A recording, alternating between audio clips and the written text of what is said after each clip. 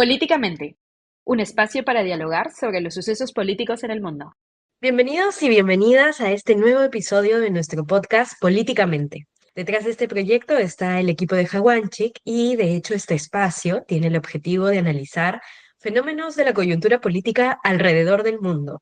Y en el capítulo de hoy, de hecho, creemos que es un capítulo muy especial porque se da en el marco de una fecha que ha marcado la historia del sur peruano, pero también del norte chileno, como lo es el 26 de mayo. El 26 de mayo de 1880, en la ciudad de Tacna se libró la Batalla del Alto de la Alianza, que creo que es un episodio clave dentro de la Guerra del Pacífico. Más que una confrontación militar, nosotros hoy queremos abordar cómo esta batalla representa la memoria, pero también la complejidad de nuestra historia compartida, tanto de Chile como de Perú. Y desde este espacio reflexionamos sobre el impacto que tuvo esta guerra y sigue teniendo también en nuestra identidad, en nuestras fronteras y en la política regional. Acompáñanos hoy día en este capítulo que va a ser sumamente interesante porque además nos acompaña Vladimir Sarsuri. Él es doctorando en Historia de la Universidad de Sevilla y es profesor de Historia y Ciencias Sociales de la Universidad de Tarapacá. Investiga en torno a las cuestiones relativas a la construcción del Estado en Chile y Latinoamérica. Muchísimas gracias, Vladimir, por acompañarnos hoy día. Muchas gracias a ustedes por la invitación, por este espacio de diálogo y justamente en una fecha súper significativa a la que agregaría también el 21 de mayo, que también es de 1879, ¿no? La batalla de Iquique, que hace que todo este periodo hasta el 7 de junio, que Arica, ¿no? La batalla de Arica, hace un buen momento para reflexionar en torno a nuestra historia compartida. Has dicho una palabra clave, un buen momento para ir reflexionando sobre nuestra historia compartida. Y ahí quería iniciar preguntándote, ¿qué papel jugaron los discursos durante la Guerra del Pacífico en esta construcción de nuestras jóvenes repúblicas, ¿no? De Chile, de Perú, de Bolivia. ¿Cómo estos discursos ayudan a fortalecer estas identidades nacionales? Bueno, al igual que sucede, yo hablo en particular de Chile, ¿no? Que es el tema que más investigo, pero es un proceso más o menos compartido que se da durante el siglo XIX en gran parte, sino en toda Latinoamérica, que es justamente este tema de la construcción de imágenes, ¿vale? Chile pasa por un proceso bastante largo, ¿eh? Bastante largo, que se inicia post-independencia, por ahí se comienza a consolidar por la década del 1830, que es una búsqueda de qué somos los chilenos, cómo somos. Más o menos, cuando viene la primera guerra, la guerra contra la Confederación, entre el 1836 al 39, comienza a afianzarse una imagen, no tanto una imagen propia, sino que una imagen, un discurso de diferenciación con el otro, ¿vale? Y ahí viene como una primera diferenciación hacia Perú-Bolivia, que son como nuestro reflejo, por decirlo de alguna manera, comienza a gestarse. Y esta evolución va a continuar avanzando con el tiempo, va a ir mutando, porque el siglo XIX, bueno, todo el mundo, ¿no? Es un siglo bien agitado y justamente es el periodo de la construcción de las naciones. Chile va a seguir en esa búsqueda. Hay una búsqueda hay un discurso en los primeros años pro-indigenista. Después ese discurso pro-indigenista se abandona por ahí por la década del 50, de 1850, y viene este discurso de la modernidad, del progreso, de la civilización blanca, blanca europea, porque ese es para la élite chilena, para los sectores dirigentes, ese es el discurso que va a primar. De hecho, tiene mucho que ver con el desarrollo de un sistema educativo que comienza a partir de la década del 40, que va avanzando, avanzando, avanzando, y en ese, avanzando, para ir sintetizando, llegamos a la guerra con Perú-Bolivia, la guerra del Pacífico. Y claro, mira, en un principio la guerra no es una guerra popular, no es una, hasta por eso yo también mencionaba que es muy importante el 21 de mayo, porque a partir de la batalla de Iquique, del combate naval de Iquique, de la muerte de Prat, es que esto comienza justamente a aprender, a tomar fuerza.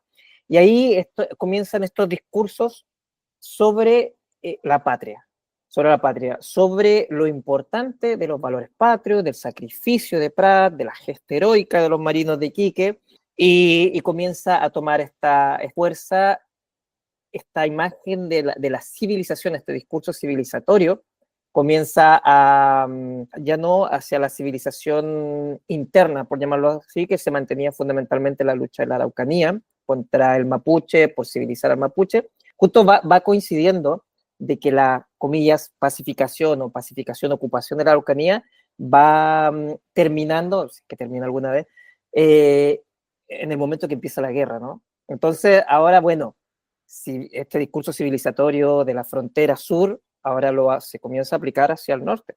Comienza justamente a buscarse la diferenciación con lo peruano y con lo peruano boliviano. ¿Y cuál es la diferenciación? ¿Cuál es el discurso? Identificar lo peruano boliviano con lo indígena. Y lo chileno, como te decía, como viene este discurso desde arriba, este discurso impuesto de sectores dominantes, lo indígena versus lo blanco chileno. Suena ridículo desde como uno que lo mira, sobre todo mirándome al espejo,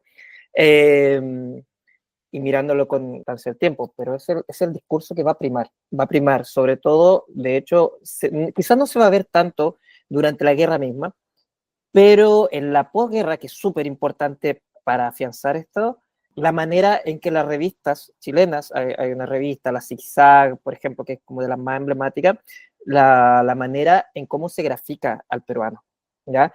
Y siempre al peruano se le grafica de dos maneras, y por eso ahí se ve este discurso, ¿no? Se grafica o como indígena o se le grafica como negro, ¿ya? Ese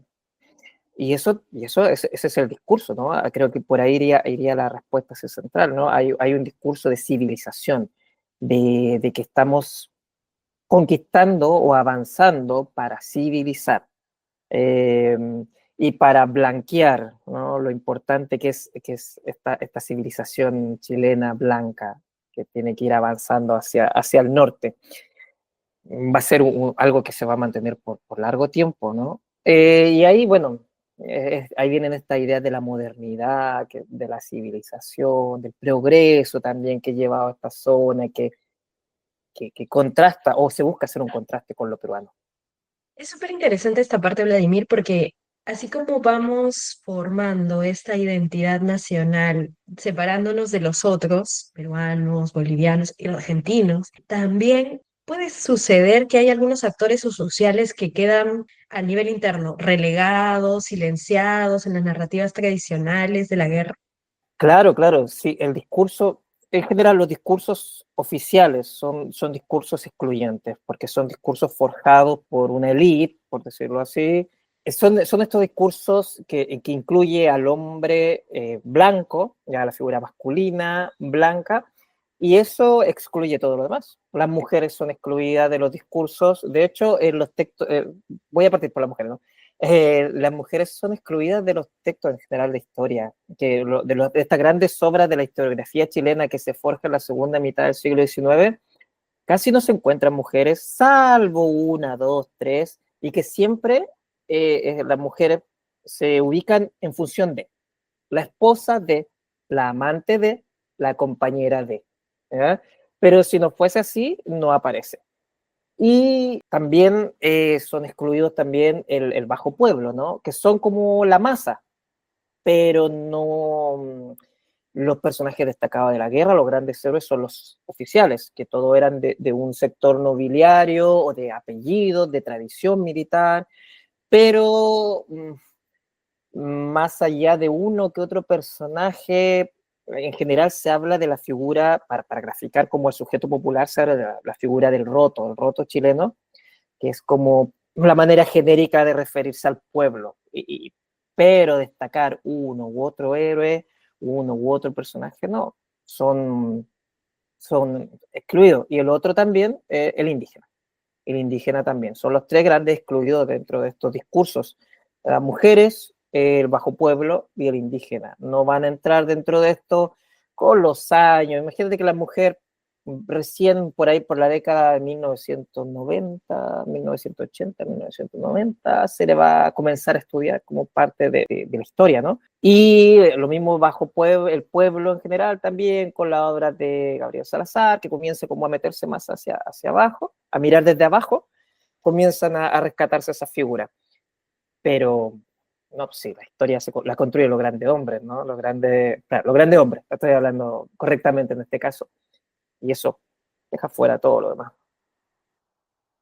Es sumamente interesante porque ahora cuando hablabas, por ejemplo, de la exclusión de la mujer, pienso desde el lado peruano, además, bueno, yo soy tagneña, entonces esa mirada que tenemos desde la historia sobre este momento preciso histórico, la figura de la mujer tagneña, por ejemplo, tiene una relevancia muy importante, o sea, es el centro, de hecho, de la resistencia durante una época de cautiverio, ¿no? De hecho, hay muchas figuras como Cristina Vildoso, las Tenia Rejas de Castañón, pero pensaba también esto que tú mencionabas en la primera parte, este blanqueamiento sobre los personajes, los héroes, hace que muchas veces actores que fueron olvidados en la historia peruana, ¿no? El pueblo indígena, por ejemplo, las mujeres indígenas, ¿no?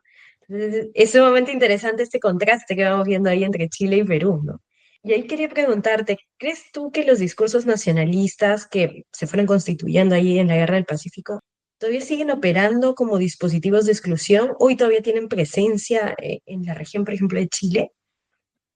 Mira, yo ariqueño, criado en Arica la mayor parte de mi vida, estudié allá hasta la universidad, hasta el grado, después me fui, vuelvo regularmente. Pasa algo muy singular y lo estaba pensando antes de esta conversa. Al menos yo me eduqué ahí en la última etapa de la dictadura de Pinochet y todo eso, donde era muy fuerte todavía estos discursos de exclusión. ¿Ah? Yo recuerdo todavía cuando chico, mis abuelos, mi padre, mis abuelos paternos son aymaras, son de Putre, yo soy primera generación, nací en ciudad, mi color de piel me delata y todo eso. Y todavía recuerdo, a propósito, que cuando chico, que hayan usado la palabra, el término indio como insulto, ¿eh? Con mis hermanos y todo eso. Pero siento que es algo que fue avanzando con el tiempo en Arica. En Arica, hacia los 2000, empieza como un tema muy identitario regional, que lo encuentro sumamente rico, sumamente importante, de una valoración más de lo local. Ese borrar esta imagen o este discurso civilizatorio que venía se fue como diluyendo un poco. Ahora, me pasa algo muy específico. Y aparte, esta región fronteriza, y al menos uno empieza también a valorar mucho esta sinergia que tenemos Tacna y Arica y esto de que no podemos vivir. Yo cuando me fui al máster en Valparaíso, lo que más extrañaba esa mezcla de Tacna y de Arica, no solamente Arica, sino que la mezcla de las dos cosas. Y ahí fue que me encuentro justamente en Santiago, que empezó a trabajar de profesor en una escuela secundaria, conversando de lo mucho que yo valoraba la cultura peruana, porque la sentía como parte mía, de estas cosas, desde las cosas sencillas hasta las cosas más complejas. Me encuentro que la zona central chilena era como que trabajaba en un colegio de chicas. A las chicas les espantaba que yo hablara bien de Perú. Y era como, siempre me decían así como el comentario, ah, que usted se cree peruano. Y yo le decía, no, no, yo soy de la frontera, me crié ahí y valoro mucho las cosas, no creo en una exclusión. Pero, como te digo, siento que en la región fronteriza se da una mejor recepción, una mejor forma de ver en general, ¿eh? No todos y no siempre. Eh, en la generalidad fluye bien, salvo un momento, y también me estaba acordando cuando fue este fallo, el último fallo de la Haya que hubo el 2014, ¿no? Que fue por el tema marítimo, ¿no? Ahí sentí que resurgió una odiosidad hacia lo peruano y que, como te digo, yo lo puedo creer en los santiaguinos, que no están ni cerca, no están ni cerca de tal, nada. Pero en Arica me extrañó. Ahí trabajaba en la universidad, que era privada en Arica, y alumnos, estudiantes, en diálogo en clase, basureando, como decimos nosotros los peruanos, y decía, pero oye, pero si el fin de semana pasado fuiste a Tacna y lo pasaste bien y comiste y disfrutaste y ahora no te gusta por este fallo que ni siquiera nos afecta porque ni siquiera conocemos esa parte del mar.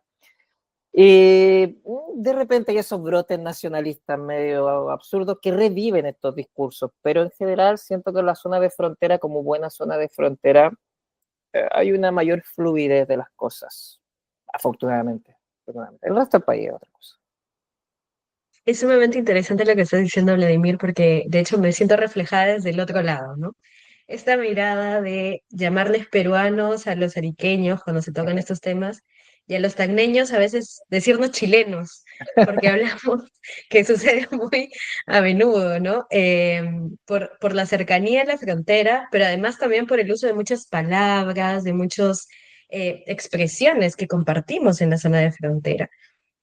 ¿Y tú cómo identificas que se manifiestan algunos imaginarios que han sido heredados en la forma en cómo se trata, por ejemplo, a los migrantes en esta zona, ¿no? O especialmente en la zona de la frontera Perú-Chile.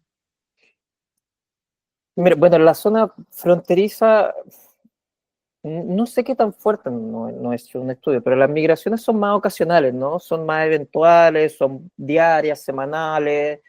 Hay mucho, bueno, se da mucho el trabajo agrícola peruano, ¿no? Que mucho trabajador que está, recuerdo, tengo muy grabada esta imagen afuera del terminal de buses, esperando que lo recojan, generalmente recogen para llevarlo a faena en el Valle de Azapa, y por ahí, eh, como te decía, creo que se da una sinergia que normaliza ciertos hábitos, ciertas conductas, ciertas formas de encontrarte con lo peruano en lo cotidiano.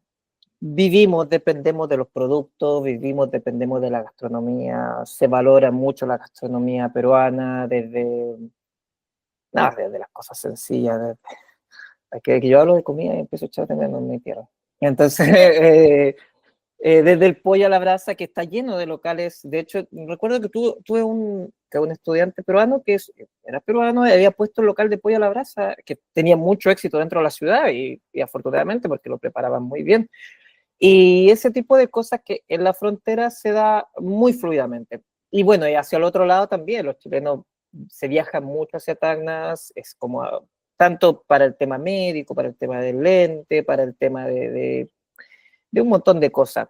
Por lo tanto, creo que la frontera es una situación no cuantificable con lo que sucede en el resto del país.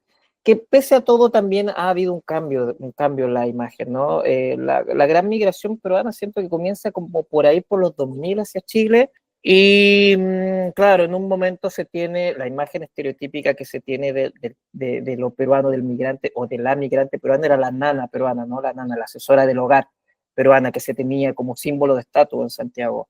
Eso ha ido cambiando bastante y ya siento que lo peruano o el peruano está sumamente integrado dentro de la vida. Me extrañó con agrado, porque estuve viviendo en Santiago antes de venirme acá a vivir ese día. Me extrañó con agrado encontrarme en La Vega, en zonas como muy típicas de Santiago, encontrarme negocios de comida peruana, no restaurante, sino que mercadería peruana. Eso decía, oh, wow, entonces ya acá hay una necesidad y un mercado que se ha forjado y eso genera algo sumamente importante, desde cosas, no sé, desde la leche Gloria hasta el pan dulce que te hacían, que era muy rico. Por lo tanto, ha habido una mayor integración. En generación de estereotipos que me preguntabas tú más en específico, creo que a la asociación directa tiene que ver con la gastronomía, que es algo maravilloso. Quería preguntarte algo que tiene que ver con la educación, los medios de comunicación, ¿no? E incluso estas conmemoraciones oficiales, ¿cómo influyen en la reproducción de los imaginarios, ¿no? Yo lo pensaba un poco, esta semana de hecho hablaba con una profesora en la región de Tacna y me decía que próximamente, para la escenificación del 26 de mayo, los mismos alumnos de secundaria tenían que ir a dormir al desierto porque la decisión que se había tomado desde los colegios es que los propios alumnos y alumnas tenían que vivir en carne propia lo que se había sufrido durante este momento de la batalla. Entonces, a mí eso me genera un impacto grande y por eso también quería preguntarte un poco, te formulaba esta pregunta, porque no sé cómo es esa mirada desde Arica, ¿no? Con estas conmemoraciones, estos eventos que marcan una pauta dentro, digamos, de esta identidad también regional, ¿no? Sí, mira, como te decía, ampliando un poco el margen, el 21 de mayo es sumamente importante, más que en Arica, en Iquique, pero a nivel nacional, a nivel chileno, el 21 de mayo es el Día de las Glorias Navales. De hecho, mayo es el mes del mar en Chile, y se hacen grandes desfiles no solamente en Iquique, sino que en Valparaíso y en todas las... El más grande es en Valparaíso, que desfilan todas las escuelas y todos los chicos salen a la calle, manteniendo estos rituales cívicos que vienen de bien atrás, que durante los años 80 fueron sumamente importantes, pero que se siguen manteniendo. Sobre la batalla de Tacna, en Arica en particular, ni siquiera se recuerda. Yo creo que si preguntas en Arica cuándo fue la batalla del Alto, ni se van a acordar, y muchos ni siquiera van a hacer la relación de que es el paso previo a lo que viene a ser la batalla de Arica. Sin embargo, ahora que lo mencionaste también me hizo mucho sentido, me llamó un poco la atención, eh, porque el ritual del 7 de junio, en la batalla de Arica, es muy similar. De hecho, se hace, no sé si lo están haciendo con quedarse en el desierto, que eso ya lo encontré extremo, pero sí se estaban haciendo, se hacen corridas escolares, como reviviendo el camino que hicieron los soldados hacia la cima del morro, lo hacen los escolares, también se dan al valle y recorrían, hacían todo a primera hora de la mañana. Bueno, el 7 de junio es feriado regional, solamente feriado en la ciudad de Arica, no en el resto del país, y es el Día de Arica. Claro, es celebrado como el Día de Arica, y hay mucha gente a la que tú le preguntas y dicen, no, es el día de la fundación de Arica. No, no es el día de la fundación de Arica, es el día de la batalla la batalla de Arica, Ok. pero no es la fundación de Arica. Y sí, se realizan bastantes rituales cívicos muy importantes, como te decía, en las escuelas. Hay una recreación que se hace en la cima del morro, de la batalla. Hay un campeonato de cueca, que es el baile típico chileno, que también se realiza. De hecho, es la semana ariqueña, la semana previa al 7 de junio, es la semana ariqueña, y se hace este campeonato nacional de cuecas, se hacen un montón de actividades durante toda la semana, se forman una ramada, una fonda a los pies del morro, que la gente va a festejar toda la semana, y se culmina con algún show generalmente a los pies del morro, fuegos artificiales. Creo que no van a ser fuegos artificiales este año porque están buscando sacar esas cosas. Hay un misterio en la municipalidad, no sé, vi un afiche hoy. Y se mantiene, como te digo, muy similar a lo que tú me cuentas, que se hace en las escuelas, también se hace a nivel local. A nivel nacional, nada, porque también tu pregunta del resto de Chile, ¿qué pasa el 7 de junio?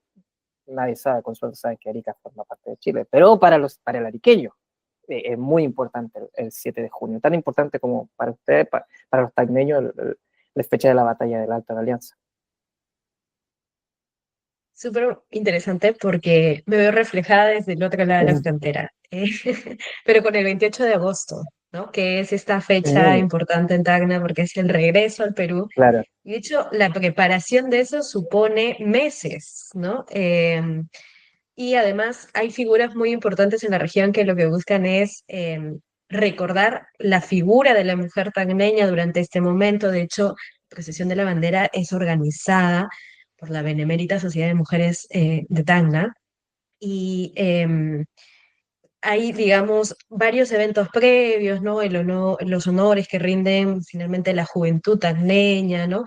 Estos 49 años, bueno, casi 50 años, pero creo que es muy interesante estas figuras, estas expresiones que se dan dentro de la educación en el espacio público y también a través de los medios de comunicación. De hecho, esos días la cobertura de los medios de comunicación regional están enfocados solamente en esos actos.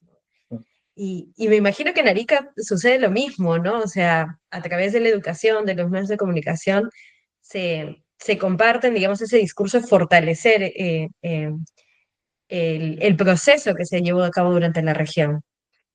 Sí, sí, bueno, eso ha sido históricamente, eh, creo que Arica es una de las pocas, ha habido un trabajo de fortalecimiento identitario, como mencionas, constante, ¿ah? No solamente del 7 de junio, que es como el Día de la Ciudad, sino que continuo. De hecho, Arica debe ser una de las pocas ciudades, yo creo que la otra es Punta Arenas, en el otro extremo, según he conversado con gente de allá, que saben y cantan su himno con más fuerza que el himno de Chile. Yo siento que en Arica se canta más fuerte el himno de Arica que el himno de Chile. ¿Por qué? Porque las escuelas, al menos cuando yo estudié, cada lunes tenían que cantar el himno de Arica. Y cuando juega el club, cuando juega San Marco de Arica, se canta el himno de una manera sumamente emotiva, se canta el himno de Arica, no se canta el himno de Chile.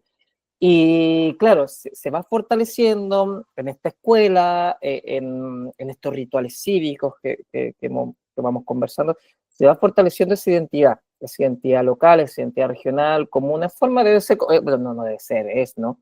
Como una forma blanda, entre comillas, de resguardar la frontera, ¿no? Generar tu imagen, tu amor por tu tierra, por tu chilenidad o por tu ariqueñidad, ¿no?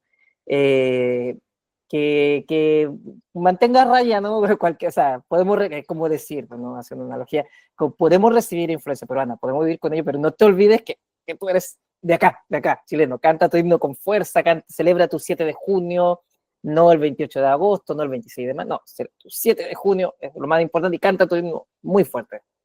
Que es el valor, ¿no? El discurso que se en el sistema escolar siempre nos inculcaron. A veces hay algunas referencias que dicen Tacna y Arica son mucho más cercanas que de lo que podría ser Tacna con Lima y Arica con Santiago, ¿no?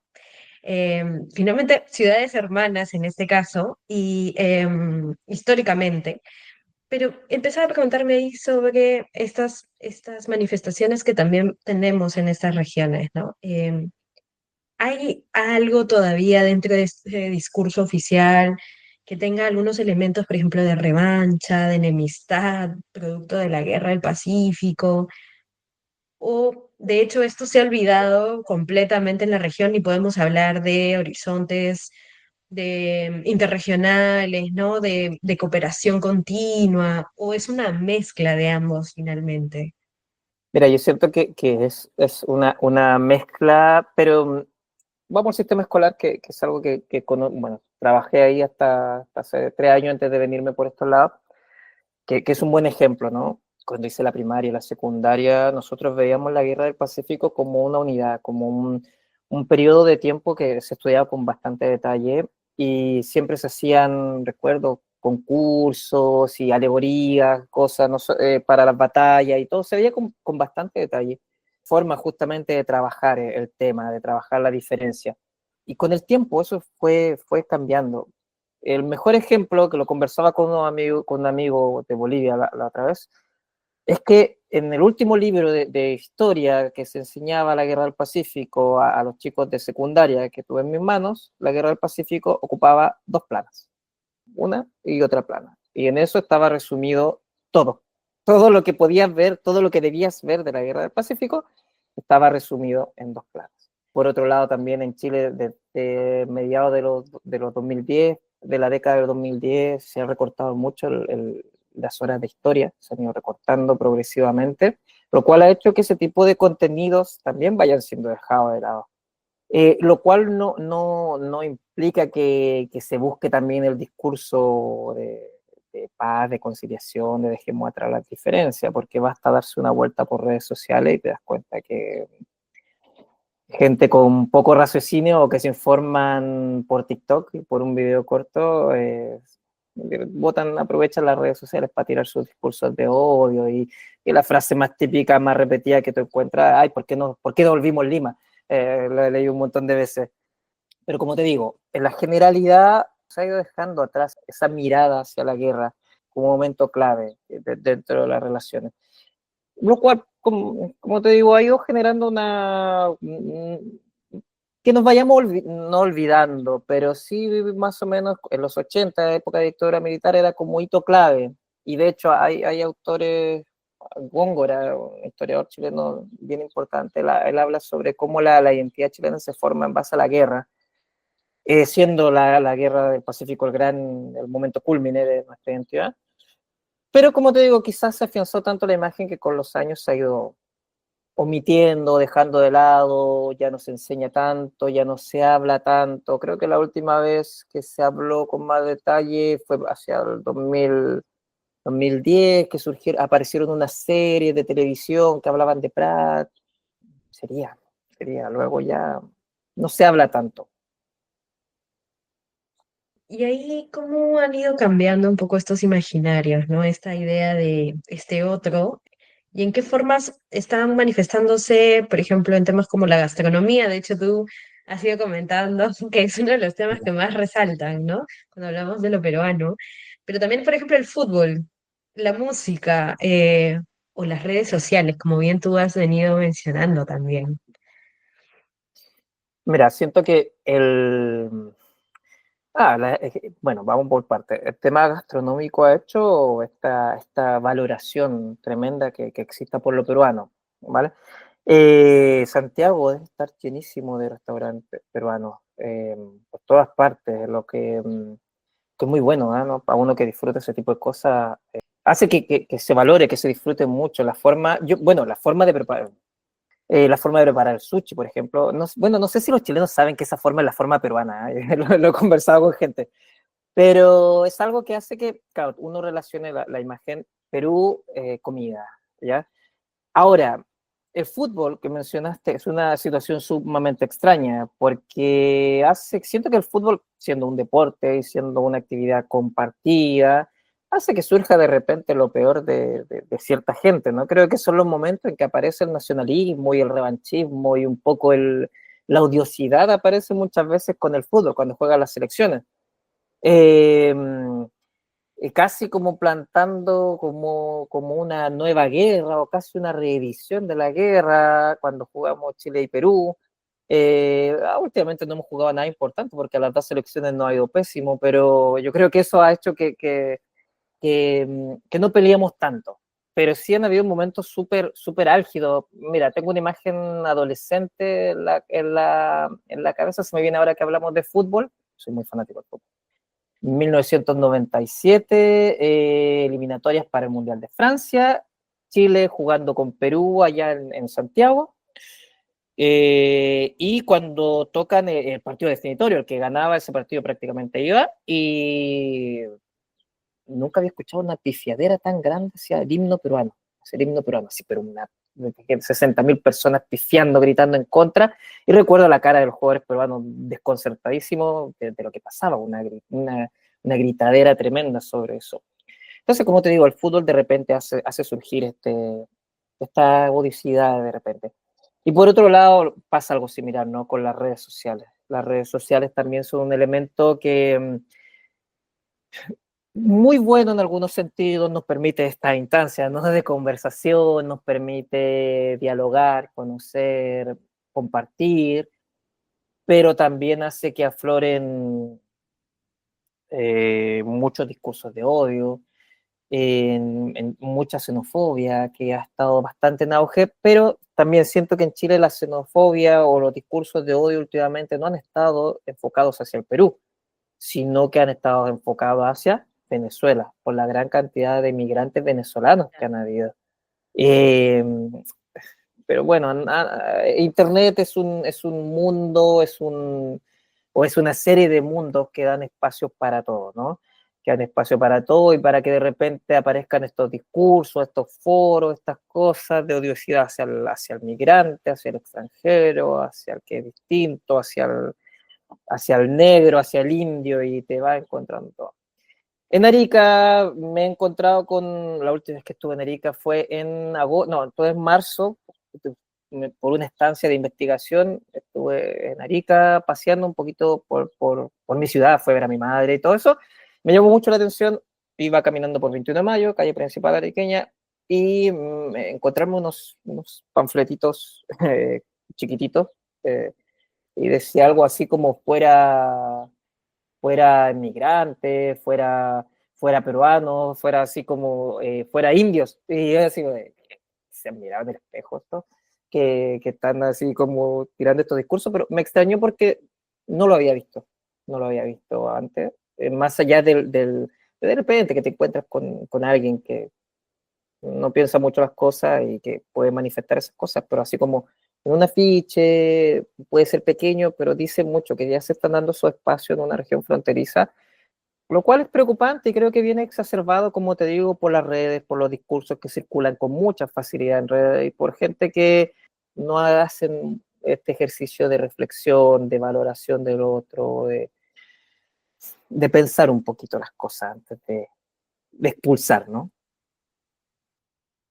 Bien interesante porque ahora que comentábamos el tema del fútbol, yo recuerdo mucho una Copa del Pacífico en Tacna, en el estadio Jorge Basadre Groman, un Perú-Chile en donde de hecho Perú pierde 1-0 y el estadio creo que yo nunca lo había visto tan dividido porque había muchísimas, o sea, estaba dividido claramente entre la parte en donde estaban chilenos y los peruanos. Y luego daba mucho temor salir porque sentía que la tensión entre los países era muy fuerte. Quizá incluso no lo he experimentado con otros partidos, por ejemplo, en mi caso de Perú, con Venezuela o con Colombia, un nivel de crispación, de tensión tan alto como en ese caso, por ejemplo, ¿no? Eh, Creo que es uno de los momentos en donde se ve más claramente estas tensiones, digamos, entre nuestros países, pareciera, ¿no? Sí, sí, siento que el fútbol es como un catalizador, ¿no? De muchas cosas. No recuerdo dónde, alguien quien decía que el fútbol era como la vida, ¿no? Entonces como que te saca muchas cosas positivas y también te saca muchas cosas negativas y hay gente que aprovecha el partido de fútbol esos 90 minutos o esas 2 horas contando lo que te demora en entrar al estadio y todo eso para botar toda su odiosidad y toda su rabia contra el otro. Y sí, lo que dices tú, a ver, yo me acuerdo también, creo que he ido solamente una vez al estadio en Tacna, una vez que jugó Colo-Colo con Bolognesi, por una Copa Ah, Sudamericana en el 2006 y lo mismo, lo mismo. Mira, yo había estado con mis amigos, habíamos estado todo el día en Tacna, no habíamos temprano, habíamos almorzado en Tacna, había todo súper bien, súper bien. Ninguna diferencia en el trato, comimos como siempre, lo pasamos bien como siempre, nadie nos dijo nada, ninguna atención, hasta que nos fuimos al estadio. Y nos fuimos al estadio ujú. y era otro mundo, y era lo que dices tú, una odiosidad, una crispación de lado a lado, como te digo, faltaba que, no sé, volara algo y se iba a armar una batalla campal. Es rarísimo, una actividad o el deporte se supone que es una actividad que hermana, que debiese aflorar una deportividad, ¿no? Y no, pues a nosotros parece que nos saca lo peorcito que tenemos y nos hace revivir esa odiosidad de repente. Es muy cierto, Vladimir. Yo, de hecho, quería agradecerte muchísimo por esta entrevista porque podemos encontrar que ciertamente tenemos una historia en común por estos momentos históricos importantes dentro de la formación de nuestra identidad nacional, pero también cultural en nuestras regiones. No hemos ido hablando de estas particularidades que tenemos Arica y Tacna frente, por ejemplo, a Santiago o Lima, ¿no? Finalmente somos, creo yo, siempre ciudades que han sido hermanas históricamente y que tenemos un flujo constante, movido, muy fluido, ¿no? Y hay más cosas que nos pueden a veces identificar. Hay más cosas que podemos tener en común siempre, ¿no? Así que te quiero agradecer muchísimo por este capítulo, por habernos acompañado el día de hoy y esperamos volver a tenerte, quizá para otra ocasión, para seguir profundizando mucho más en la historia de nuestros países. Te agradezco muchísimo, Vladimir. Bueno, muchas gracias a ustedes, al equipo que preparó esto. ¿Por qué no volver a encontrarnos? Esto da para mucho diálogo, da para muchas reflexiones, para mirar hacia adelante, para compartir, como dices tú, estos temas de las identidades particulares que tenemos, tagneños y ariqueños. Como me encontré muy certero lo que mencionaste, estamos mucho más cerca entre nosotros que hacia Santiago o hacia Lima, nada más cierto que aquello, como una macro ciudad, no sé, y está creciendo tanto nuestra ciudad que vamos a terminar la frontera caminando probablemente un tiempo más. Pero nada, muchas gracias por esto y nada, que sigan creciendo y que sigan avanzando y que sigan generando espacios de diálogo. Muchísimas gracias, Vladimir. Les agradecemos muchísimo por escuchar este capítulo y por seguir aprendiendo junto con nosotras. Este podcast fue editado y producido por Jaguanchic. Síguenos en todas nuestras redes sociales, en Instagram, Spotify y YouTube. Nos puedes encontrar como Políticamente, para que no te pierdas de ninguna de nuestras actualizaciones. Si este episodio te gustó, no olvides darle me gusta.